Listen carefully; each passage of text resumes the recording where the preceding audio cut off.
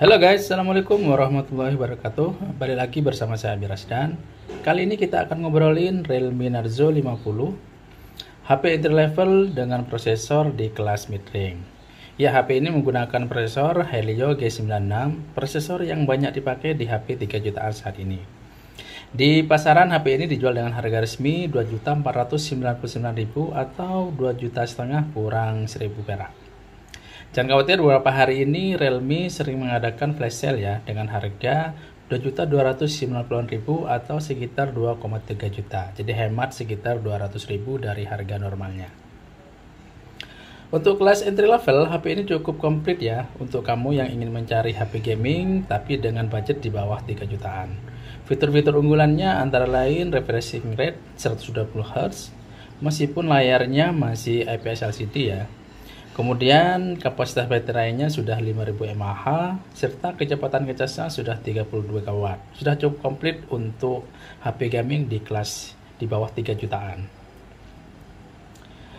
Di pasaran hanya tersedia satu varian saja ya, yaitu varian memori 4 GB dan storage 64 GB. Entah kenapa Realme cuma menghadirkan satu varian, entahlah. Tersedia dua pilihan warna ya, yaitu Speed Blue dan Speed Black. Dan unit yang kita review ini adalah varian warna Speed Blue. Untuk bodinya terbuat dari plastik dengan desain yang glossy. Desain seperti ini tidak gampang kotor dengan sidik jari ya. Di bagian tengah ini ada motif Kevlar, tapi ini hanya motif saja, bukan tekstur. Jadi ini sebenarnya halus, tidak ada tekstur di sini. Di bagian atas ada 3 konfigurasi kamera, dan yang ini sebenarnya bukan kamera tapi ini adalah lampu flash yang dibuat seolah-olah seperti kamera ya, agar mungkin terlihat lebih dinamis atau lebih simetris ya. Untuk desain bagian depannya masih kerasa tebal di bagian bawah. Kita lihat di sini untuk framenya ini terlihat lebih tebal ya jika dibandingkan dengan sisi kiri ataupun sisi kanan dan bagian atas. Dan ini terlihat tidak simetris ya. Ini menjadi ciri khas sih kalau di kelas HP entry level, biasanya di bagian sini pada tebal semua. Saya nggak tahu kenapa alasannya. Dan kalau kalian tahu alasannya silahkan tulis di kolom komentar. Desain kamera depannya tipe punch hole dan berada di sebelah pinggir. Kalau saya pribadi lebih suka kalau ada di tengah ya. Jadi lebih terkesan simetris. Walaupun ini balik lagi soal selera.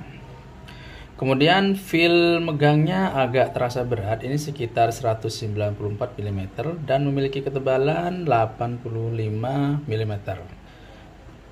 Feel megangnya agak kurang nyaman karena bagian pinggir terasa sedikit agak kayak tajam gitu ya. Karena mungkin desainnya di sini flat ya. Di bagian pinggir lebih nyaman kalau sebenarnya ini dibuat agak lebar, jadi megangnya nggak terlalu seperti apa ya, ini kayak tajam gitu jadinya. Atau sebenarnya kalau saya lebih suka kalau frame di sini membulat, cuman balik lagi nih soal selera dan tren ya. Ini trennya lagi pada ikut-ikutan iPhone, di sininya pada flat. Sejak iPhone 12 kan di sini desainnya flat, motion flat.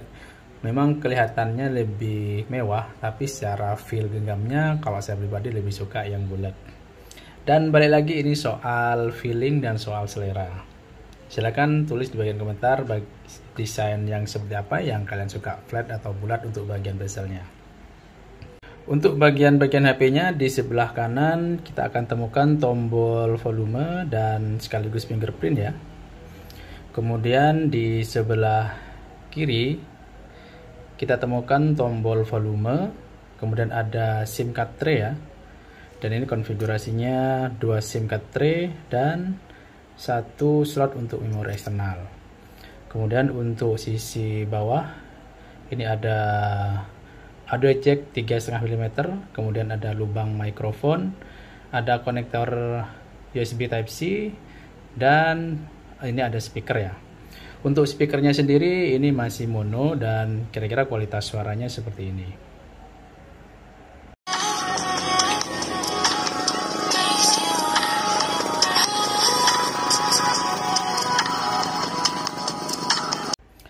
Layarnya berukuran 6,6 inch dan masih panel IPS LCD ya, dengan resolusi Full HD+, dengan refresh rate 120 Hz. Pastinya ini akan membuat pengalaman game kalian akan lebih nyaman. Meskipun ini masih panel IPS ya. Balik lagi ke soal harga, ini adalah HP entry level, jadi jangan berharap lebih. Ngomong-ngomong soal refresh rate, Realme sebut ada teknologi 6 adaptive refreshing rate yang akan menyesuaikan refreshing rate-nya sesuai dengan kebutuhan para penggunanya. Jadi kalau lagi nonton film, dia akan ke refreshing rate-nya 48 Hz. Sedangkan pada saat memutar TV, dia akan ke 50 Hz dan atau otomatis ke 120 Hz saat dipakai main game atau buat streaming ya. Untuk tingkat kecerahannya ini masih nyaman dipakai siang hari. Di bawah sinar matahari yang terik ini masih lumayan cukup kelihatan ya untuk layarnya. Tapi ini harus disetting ke setting yang full ya. Kemudian untuk menonton video masih cukup tajam dan meskipun masih lebih bagus di layar AMOLED ya. Tapi balik lagi ini soal harga. So menurut saya apa yang dikasih oleh Realme di harga 2,4 juta ini sudah cukup lumayan. Platform yang digunakan Realme Narzo 50 masih di Android 11 ya. Kemudian UI-nya juga masih yang versi V20, belum Realme UI 3.0 yang terbaru. Pada saat kita review, saya belum dapat informasi soal tanggal update ke versi terbarunya. So, bagi teman-teman yang ada info, silahkan komen di bawah ya. Untuk prosesornya, Narzo 50 menggunakan chipset MediaTek Helio G96 Gaming Processor. Ini yang termasuk istimewa ya, karena prosesor ini biasanya dipakai di HP kelas 3 jutaan. Skor Antutu yang didapat dari Realme Narzo 50 ini mencapai angka 222.919. Skor yang didapat lebih rendah sekitar 100 ribuan dari skor Antutu yang diperoleh oleh Poco M4 Pro dengan prosesor yang sama ya, yaitu Helio G96. Nah, di Poco M4 Pro kita dapat skornya 312.694. Ini hampir 100 ribuan ya bedanya dengan Poco M4 Pro dengan prosesor yang sama Helio G96. Secara spek Poco M4 Pro mempunyai RAM 6GB dan storage 128GB, lebih besar dan lebih lega dibandingkan dengan unit yang kita review ini mempunyai kapasitas memori 4GB dan storage-nya 64GB. Tentunya ada beda harga sekitar 500 ribuan lebih mahal di Poco M4 Pro ya. Oke, nanti kita buat komparasinya. Untuk performanya, pemakaian sehari-hari sudah pasti oke ya. Untuk dipakai sosmedan, nonton video di YouTube, Instagram, Facebookan, ini sudah pasti oke. Scrolling sudah pasti smooth dengan refresh rate 120 Hz-nya. Untuk performa gaming saat dites dengan game-game ringan macam Mobile Legends, nggak ada kendala. Kita dapat settingan frame rate high dan grafik ultra. Waktu dites main PUBG juga lancar-lancar saja, tidak ada kendala. Kita dapat settingan frame rate high dan grafik SD. Untuk suhunya saat main hangat-hangat saja, ya kisaran 40-an derajat Celcius lah ya.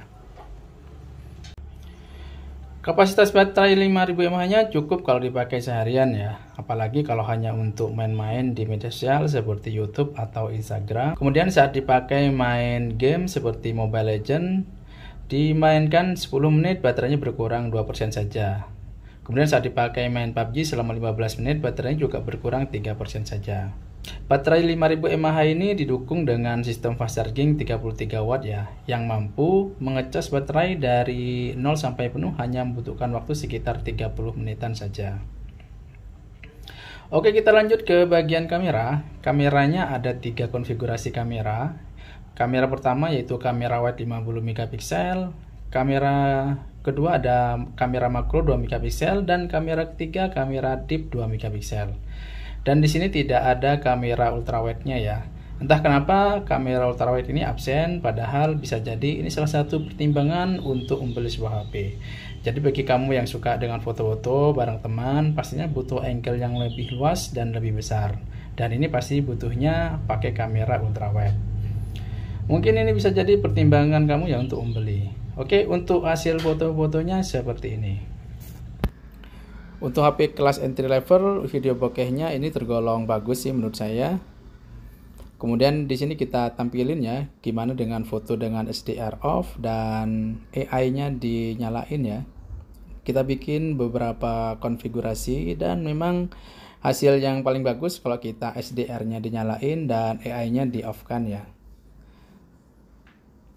Jika AI-nya dinyalain, dia over coloring gitu ya. Dan ini kondisi AI-nya tidak dinyalain, warnanya bagus SIM saya. Ini sudah sesuai dengan aslinya. Foto-foto untuk kondisi low light seperti ini ya. Detailnya nggak terlalu tajam sih. Ya maklum ini HP di kelas 2,5 jutaan ya. Kemudian ini di malam hari dengan mode auto. Untuk detailnya memang lebih bagus kalau mode naiknya dinyalain ya. Nah seperti ini gambar pohonnya tidak kelihatan. Nah ketika dinyalakan ini detailnya lebih kelihatan ketika naik mode-nya dinyalain. Perekaman dengan kamera belakang di 1080 dengan stabilisasi dimatikan, hasilnya seperti ini ya. Nah, rumputnya ini memang terlalu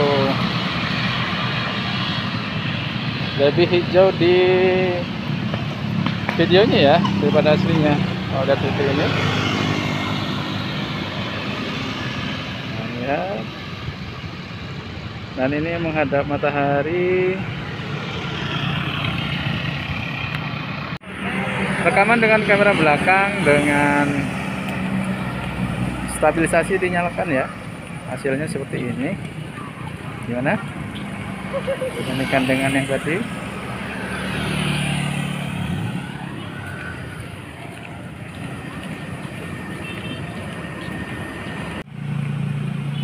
Rekaman dengan kamera depan hasilnya seperti ini di kondisi 1080 ya. Ini kita juga bisa mengaktifkan stabilisasinya ya, stabilisasinya diaktifkan, hasilnya seperti ini. Gimana? Dan muka saya lebih kelihatan ini ya, kayak bercahaya gitu dibandingkan asli. Ini menghadap ke backlight seperti ini ya, menghadap matahari.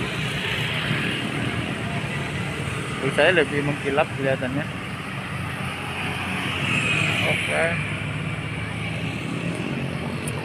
Kalau kita muncul di depan saya adalah matahari ya, dan kelihatan muka saya ini lebih mengkilat ya. Ini ada minyak-minyaknya gitu. Oke, hasil itu mana? Oke. Oke guys, dengan harga 2,5 jutaan, Realme Narzo 50 menurut saya sudah cukup lengkap ya, dengan prosesor Helio G96, kemudian meskipun layarnya bukan AMOLED, tapi layarnya sudah cukup bagus menurut saya dengan Full HD Plus dan refreshing rate-nya sudah 120 Hz. Ditambah lagi dengan baterai 5000 mAh serta kecepatan chargingnya sebesar 33 Watt. HP ini cukup lah untuk kamu yang mau ngegame tapi dengan budget yang di bawah 3 jutaan. Oke guys, demikian review kita untuk Realme Narzo 50. Silahkan like kalau suka dan dislike kalau tidak suka. Dan jangan lupa subscribe untuk terus mendapatkan informasi terbaru di channel ini. Oke guys, sampai jumpa di video berikutnya. Assalamualaikum warahmatullahi wabarakatuh.